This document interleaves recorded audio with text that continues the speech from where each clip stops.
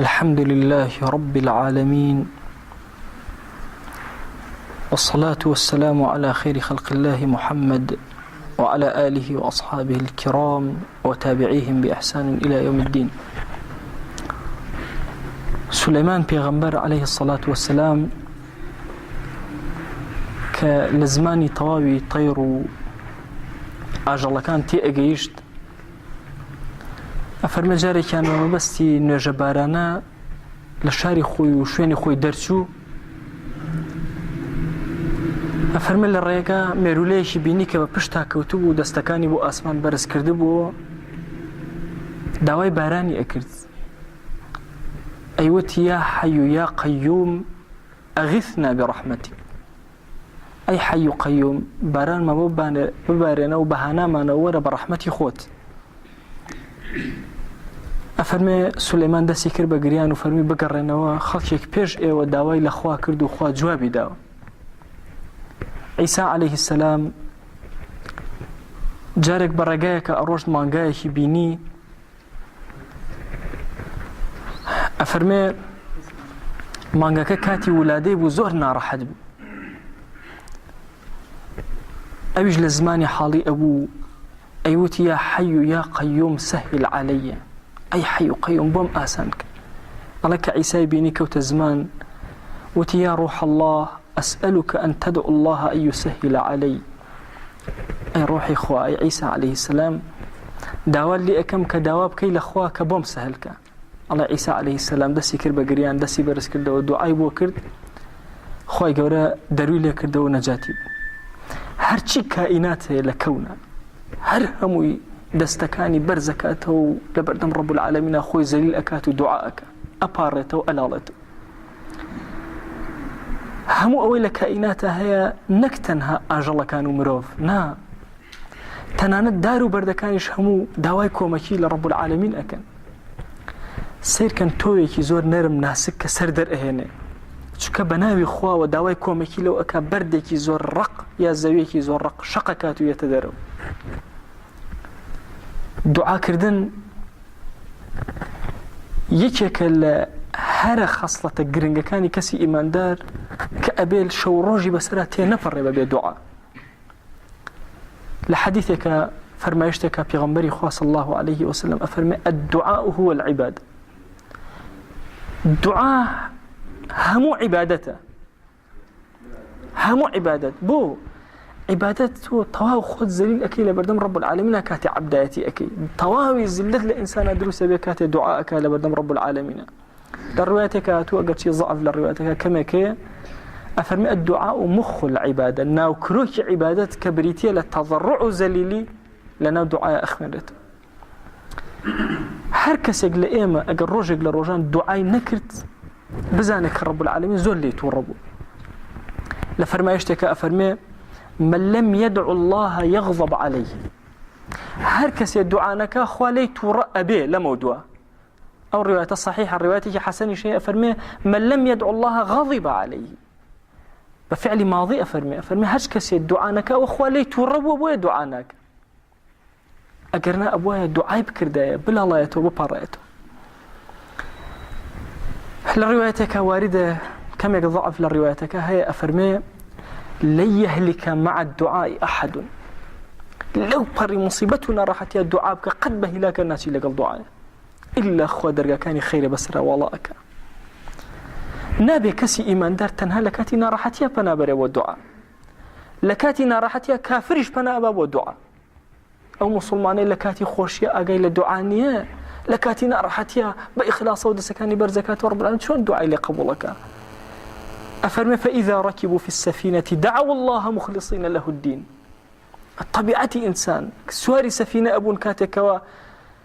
شبولي أو أهاد بملا أنا بولا أنا السفينة أجولا دعوا الله مخلصين له الدين دعاء أكرد زور بإخلاص وبكلي. إما لكاتك لخوشين دس برزكين دعاءكين دالغما لا يخو ما نيك دعاءكين كاتنا راحت أبي دس كان برزكيته وخريك الروح اللي قلدمتها يتدرى وكاتك دعاءك. سيرك الزكريا رب العالمين وصفي أما لأك خوي خيزاني شون ينباسك أفرمي ويدعوننا رغبا ورهبا لكاتي خوشي وناخوشي أمانة دعاء أكرد علماء فرمون ويدعوننا زكريا لقل خيزانيا بدست جمعي دعاء أكرد بيكو زكريا دعاء أكرد وخيزاني آميني أكرد لكاتي خوشي هروا لكاتي ناخوشي هروا رب العالمين زور نزيك اليمانو أفرمي وإذا سألك عبادي عني فإني قريب دقتي تفسيري أم آياتبا لسبب نزولك يا أفرمي كومالي لأصحاب فرميان أقريب ربنا فنناديه أم بعيد فنناجي أري پروردگاري إيما نزيك تاوكو إيما بابلان لنزيك وهاواري يا دور هاواري لبكن بدنجي برز أم آياتات أخواروا وإذا سألك عبادي يكسر أفرمي فإني قريب للدعاء وساطته وسالة ناهل لم آياتا أفرمي وإذا سألك عبادي أقر عبد كان برسياريا ليه كردي سبارت بشي بالدعاء يك حسفي قوراء اللي ياهي نا أفرمي فقلت بيان بالله فإني قريب يكسر الله فإني قريب وساطي في غمري خواه صلى الله عليه وسلم ألوني وانا وتنك إيو لتفسير آياتك النص آياتك يتدروا بو يعني كتو دعاة كرد لنيوان تو رب العالمين اتر هيج حجة أبقنية فبرسيانا كل إمام علي وتيان نيوان أسمان وزوي تشنك دوريكي تشنك فرمو دعوة مظلوم دعاء كسيكي مظلومة بينك بس أواني أو دعائك لرب العالمين جوابي دعوته أوان دن نزيك وقيب دعاك ومالي آدابي هي پێویستە ئادابەکانی جێبەجێ بکرێن ئەو کەسێک کە دوعاەکە وها باشە دەستی بەدەستنوێژەوە بێ بەغێری ئەمانە دروستە دوعا لەسەر جێ ڕاکشاوی دوعا بکە شەو خەبەرتە بێتەوە قەوەتی ئەوەت نییە هەستی شەو نوێژکەی هەر لە جێجێکەشتەوە بێت دوعاکە بلاڵێ لە رب العالمین جۆرێکە لە عیبادەت تۆ جێبەجێ ئەەکەی بەڵام ئەمەی کە باسی ئەەکەین ئەمە ئەکمەلی عیبادەتەکە ئادابەکانی ئەبەم شێوازەیە دەست نوێژ ڕوو لە قیبلە دەست بەرزکردنەوە داوا كردن بأسماء الله الحسنى زور قرنجة إنسان داوا بناوا كان رب العالمين كان ناوا كان بجميري ياك دو سي بيانضي داوا رزقك يا رزاق لبير النتشي يا باسط يا واسع لبير النتشي ناوا كاني ببي مناسبك خوت ناوي رب العالمين لبردستا يا كداوابك ثناء زور قرنجة لدعايا بداخل زماني كردي ثناء منزور كما إما الدعاش من كما السيجا برسيار كان لي كثير أدي دعاء كان ما شاء الله خويا رحمة بيوك خويا عفو ما ممكن لو زياتر ما بينيه نزع شيء بالله إلى دعاء ثناء بيغمري خواه صلى الله عليه وسلم زو ستايشي خواه زو كردو لدعاء أفرمي يشيك لدعاء كان اللهم رب جبريل وميكائيل وإسرافيل فاطر السماوات والأرض خواهيان پروردگاري جبرائيل وميكائيل وإسرافيل رخري آسمان وزوي عالم الغيب والشهادة أويك بنراو أويك نبنراو شاراو پنهانا همي أزاني وعالمي بي أنت تحكم بين عبادك فيما كانوا فيه يختلفون تو لأني عبد كان ألوشتيك خلاف يا مدرسة به تو تحكم بسري أنا أكي ها تو الريان بيشان أديكوا ليك يان جاكي تو كي لسر حق وكي لسر باطلة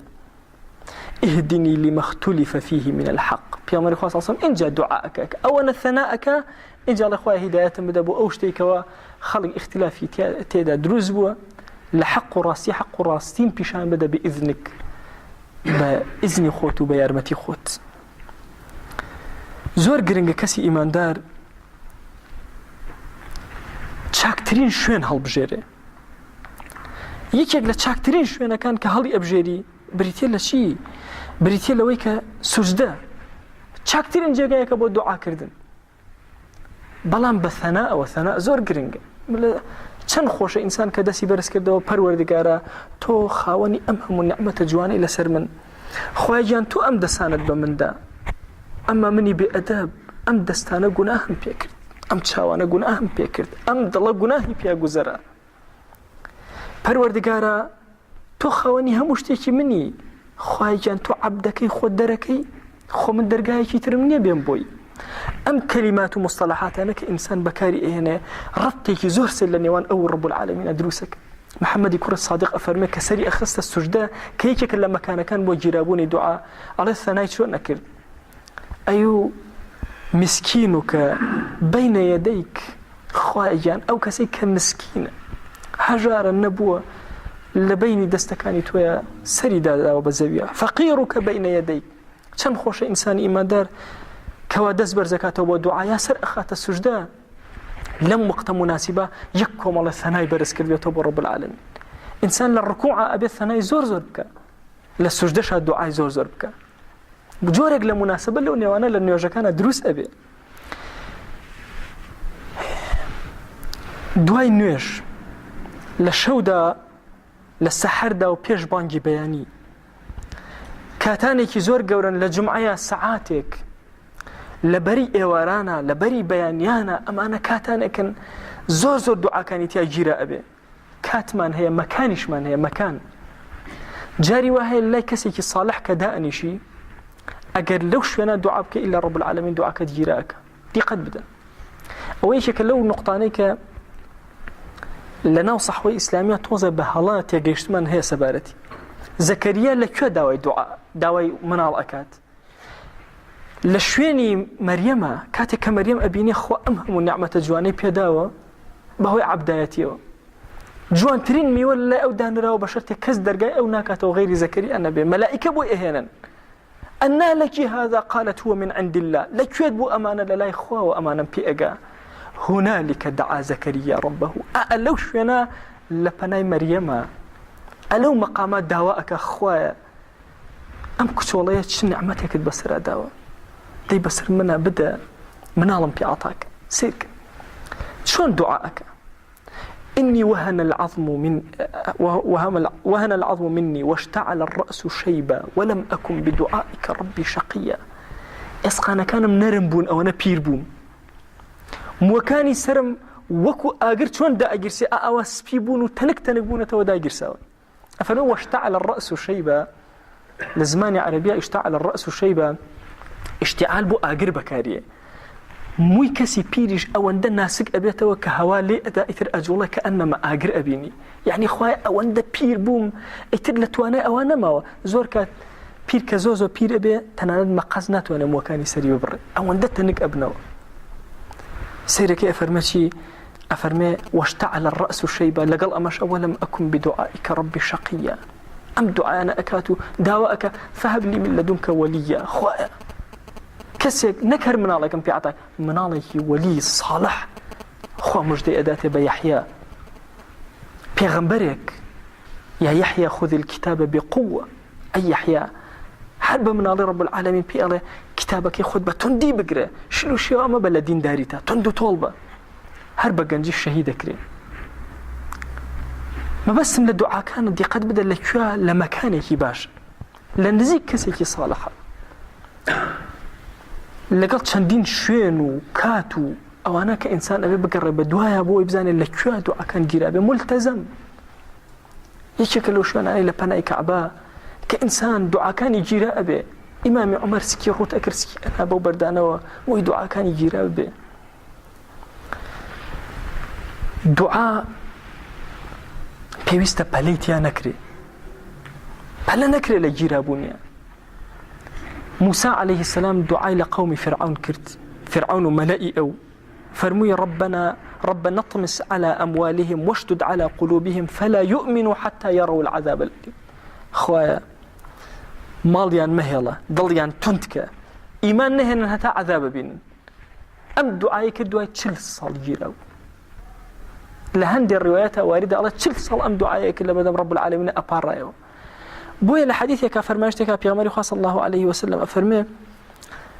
أفرمي الدعاء كانت جراء به ما دام عجلنا كان بلن دعوته فلم يستجب لي دعاء مكردو خو أجو أبي نيامو أو كلمة دو الدعاء كد جيرانا أبي إلحاح للدعاء بلن كردن دعاء واتشاك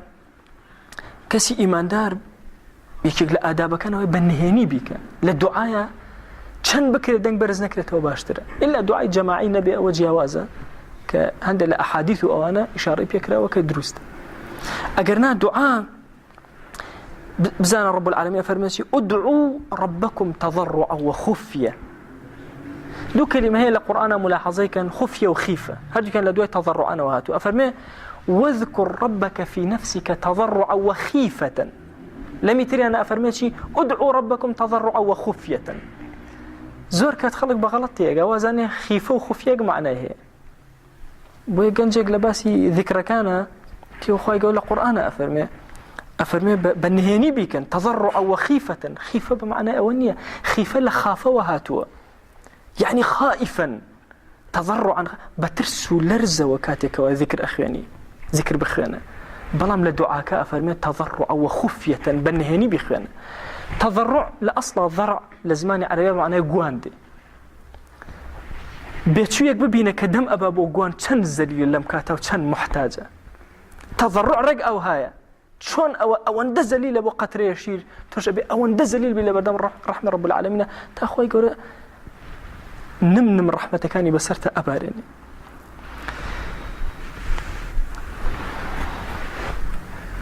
ملاحظي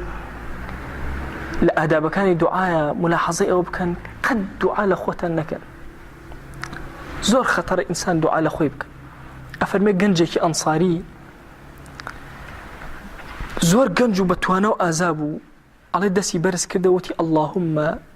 ما كنت معذبني به في اليوم الآخر فقدمه لي وعجله لي اليوم. خوايا أوي كدانا ولا آخرتها عذابا بدي بي بوم بيش ألم دنيا بابي بينو. أفرمي الرواية كان أفرمي نخوشيكي كرت فصار كالفرخي وكو بيتوي لهات وكو جوجليكي بتشكولت شوانا الله أوي لهات أو عندنا راحتي كرت الله بيغمري خاص الله عليه وسلم هات سري فرمي تشيدوت وأي جنج يا رسول الله أم دعاء أم كردو سبحان الله وهل تطيق عذاب الله كيه تو أي جنج أتواني توانا عذابي خوات شون برقى أقري لم دنيا شون أم دعاء أكي بل ربنا آتنا في الدنيا حسنة وفي الآخرة حسنة وقنا عذاب النار. أم دعاء بك نق زور خطرة أقتن ليبك جن جاري وهي دعاءك لأخوي يان دايك جاري وهي يان إنسان كتور أبي دعاءك لأخوي جاري وهي أو كاتكاتي جيرابوني دعاء رك أو دعاء جيرابي أنواع مصائب رتيك لآداب دعاء إنسان مسلمان دعاء لأخوينك. لا طول تاريخ حياة علماء بخيرنا روا سير أكيد دعاء لأخويا نكردوا بلام عندي كان أبيني بهمتك زور جورا ويان كردوا بون منسعين وراسي أبيني ليك للثناء كان ينك دعاء كان يا الله شيء خوايا من رازم حتى لنا جهنم بمسوتيني حتى بس أم دين النصر البلي سيدي أم روحك والله إنسان دزبر زكاته ولا ثناء قد ناوي أوابله چونکە هەرچ کە صادق نەبێ لە دوعاە خوا جل جلاله قەت جوابی ناداتەوە. دوو باسی زۆر گرنگ هەن کە ئەمەوێ سەرنجتان ڕاکێشم بۆ ئەو دوو باسە. یەکەمیان مەسئلەی دوعاکردن لە دوای نوێژ. پێغەمبەری خوا صلی الله عليه وسلم لە صحیح بوخاری واردە فەرمێ کەسێک هاتە خزمەتی فەرمووی ئەی الدعاء ئەسمع ئەی پێغەمبەری خوا صلی الله چ دوعایە زۆر گیرایە فەرمووی في جوف الليل ودبر الصلوات المكتوبات لناوخني شوا لسحرة لبربيانا تاريكاي شوا لقلت وين يجكنا دبر الصلوات. ابن تيمية رضا رحمة خوي لبي قصيكي أفرمي لسلفة وارد النية نبي سراوك بيغمبر صلى الله عليه وسلم لدوين نيرج يكسر دعاء كردي. ابن القيم طلبي أو تصحيح أم مسألة أفرمي ثابت أحاديث منزورك بيغمبر صلى الله عليه وسلم دعاء كردو بو نمونة بيغمبر صلى الله عليه وسلم دعاء نيرج كان يا إما هم نارا أستغفر الله هو الدعاء طلبي مغفرة أكي أشون الله وارد نبوه بويا قسيكي زور جوان أهاني ومعقول لو نيوانان لو وسطا أفرمي ابن تيمية مقصدي لما نبوه كتو الذكر كان نخواني يا لدواي ذكر كان دعاء نخواني لا لدواي نيوجا كد راستو خود دز برس كتو هي الذكر نخواني ثابت نيشتيوا بلام أجر الذكر كانت خنت هيج إشكالي تياني كوا سنتك واتو دز برس كتو دعاء كانت بكي أويك كلوش تاني كزور دقيقة كتير بقين فهم سلفي الصالح بو أو مسألة أو هاي أجرنا چندين حديث من هي لسرأوي اللهم أعني على ذكرك وشكرك وحسن هم الدعاء وانا شون بيغمر صلى الله عليه وسلم دعاء نكرد ولا كاتك أوهم الدعاء الثابتة يعني لو فرما يشتاء فرما دبر الصلوات المكتوبات عندك دبر وهات يجيشتم تيانا وتحيات طبعا دبر لازمان عربية دو معناه هي بمعنى بشتي كوتاية بمعنى كوتاية يبون من بيغمر صلى الله عليه وسلم فرما هر كسي آية الكرسي بخلنا دبر الصلوات المكتوبات يقول لنا تحياتنا ناخنا لآية الكرسي وزوري كتير لو الرواياتنا أجر جمع بكرين وكو ابن حجري عسقلاني رضا رحمة الله بلا فتح البارية جمع كردو جوان هنا يتي سيركي قسكي ابن تيمية هنا ابن القيم هنا هلي أسنجينا أفرمي يشيق لوش أنا كدعاء زرزت يا إجرا بريتي للدعاء نيوجكا كأبي كسي إيمان دار دعاء زرزت يابكا دز برز كرنا ولا دعاء كان ده أو حديثي كوابي أمر خاصة صلى دسي برز كرتو لدعاء متواترة بلام دس برز كرنو چند جورك هيا نصا حديثي لسرك بي أمر خاصة دسي برز كرتو توج أو جمان الدنيا سنة هيا بي أمر خاصة صلى نصا نهي لكردو نكي توج ناكي هشب بيدنجي لكردو علماء فرمون أويك بي أمر خاصة صلى بيدنجي لكردو يعني هيجي لسواردنيا أو الاشكي بويك بي أمر خاصة صلى جيبجي كردو چونك الزوريني كاتكاني دعاء بي أمر خاصة دسي برز كردو أم قصي ابن عثيمين بيش ابن عثيمين قصي إمام النووي كان نقلي أماك بو نمونة لدوين وجكان وآية كإما الدعاء ما دزبرس كينو بالله السنة أبي دزبرس كيتو بو لو سيب الله خو هيج حديثة نهاتو بالله دزبرس كرو بلام لبروي حديثة كي متواتر وزور بهذا أو شويناش هيج تيا واردنيا لاحق أبي بو شوينانا ويكا في أمر خاصة دسي تيا برس كيتو لدعاء وسيلة وفضيلة سنة دس كانت برس كيتو شكا هيج لسواردني لشوينك كراهتي إنسان دز برس كاتو أجر كسي خطيب به لكاتي خطبك بس خطيب نبي دس كاني بمشي وأز برس كاتو إلا لكاتي دعاء استسقاء نبي دس كاني برس كاتو أو خلقي تركوا دانشتوا سنة دز برس كنوا أو فهم غلطة كألي أم خلقه دز برس نكاتو بو چونك أم شوينه هيك تيا وارد نبو ولا بيغمري خاص صلى الله عليه وسلم لاحق ببوانوي كأبي دس كاني تيا برس كريتو يان درسك عام كدعايتي أكري سنة دسيتي برس كريتوا يان لما لو لقى من أركانته دز برزكيتوا دعاءك هم أمانة سنة كإنسان دسيان تيا برس كاتوا يشكل آداب كان دعاء من علم فرضه أكري إنسان هر دسيج برز كاتوا دعاشك بلام خوي بو خوي دس برس كنا وجورك لتذلل وتضرعه جوريتي إلى بردم رب العالمين كإنسان أمدسان برزكاته هستكا بزلتي خوي لبردم خويا رب العالمين درجة كان خيري بسرعكات إما بيسمان بدعاء زورة دعاء نتنها بو خومان وبو إهرمان أعراب كان كاتق لزماني بيغماري خاصة صلى الله عليه وسلم لخزمت أوا حجيان أكرد همو دعاء كان ينشيب خواه أمصال صالحي برب باران بيو يا ربي خواه أدر لنا الضرع حرشي قوانا كان بريان كلا شيرو بربو ميزور من مسرع بارنا بيغماري خاصة صلى الله عليه وسلم أمري بيفرمون كدعاء كان بو أم دنيان بو أو دنيان والله أم دنيا زور أهني وكاتية بس طبيعتي إنسان آوايا تخو أو دعانا كوكانو كباسي رزقك لا إيما أو دعانا كوكانو كباسي نصرتي دينك شي من هي بو نصرتي دين من أي چنك من هي بو رزق من بيوست كسي إيمان دار ماندونا بيلا دعا كردن بو سركوتني ديني والله جاري وهاي جنجك توليرا ودعاي بو أكل لي وخواي قوري هدايتي هذا زور قرنجا كسي إيمان دار أم صفة لأخويا زندوكاتو أو همو جنجا أبيني كاتك أبيني توشي فساد بون إما قناه من أجا دعايا بونك شكا أو برشك لجرجي أمتي إسلامي درهن راون أفرتك أبيني سافرة كسك أبيني قراني بيش كسك أبيني عاصي وتاوان كار دعاي خيري وبك دعاي شري لنكي كيغمر خواه صلى الله عليه وسلم فرمان لا تعين الشيطان عليه يهرمتي الشيطان مدن بسر أو كسيك تاوان بار نا دعاي خيري وبك رب العالمين هدايتي بدا أجرجي هدايتني إنجل لكل أم التي بخاته ها ينزور كدعاء كان كأيكين لكفر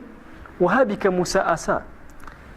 يان نوح عليه السلام آسا كدعاء كان لكفر شيء على إخوة من هالو وتشيان ببرينر جاء أفرمون علماء أفرمون دعاء جنجانا دعاء موسى عليه السلام